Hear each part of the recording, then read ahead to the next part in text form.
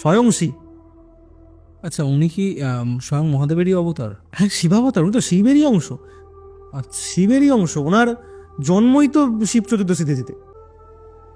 ওনার বাবা মা যখন সর্বানন্দ চট্টোপাধ্যায় এবং ওনার মা যখন ওনার বিবাহ হয়, তারপরে ওনাদের সন্তান কামনার জন্য, পুত্র সন্তান কামনার জন্য মা তারার মন্দিরে ওনারা একটি কুঠার মানে মাকে সেই দেয় না, মানে মানত করে যেটাকে বলে, কুঠার মাকে মানত করেছিল যাতে মা আমার পুত্র সন্তান আমাকে দাও।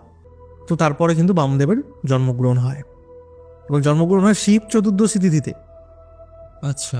শিব চতুর্দশী তিথিতে রাত্রি তৃতীয় প্রহরে, মানে যদি প্রহরগুলো তুমি নিশ্চয়ই জানো, প্রথম প্রহর, দ্বিতীয় প্রহর, তৃতীয় প্রহর, চতুর্থ প্রহর, প্রত্যেকটা প্রহরের নাম আছে, সদ্যজাতায়, বামদেবায়, মহাদেবায়, এইসব নাম আছে।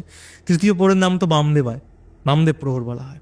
আচ্ছা। আর যেহেতু মা তারার আশীর্বাদে বা মা তারাকে কুঠার মানত করার পরেই ওনার জন্ম হয়েছিল, সেই কারণে ওনার বাবা সবার সঙ্গে আলোচনা করে নাম রাখেন বামাচরণ, মানে মা তারা তো আর একটা নাম বামা।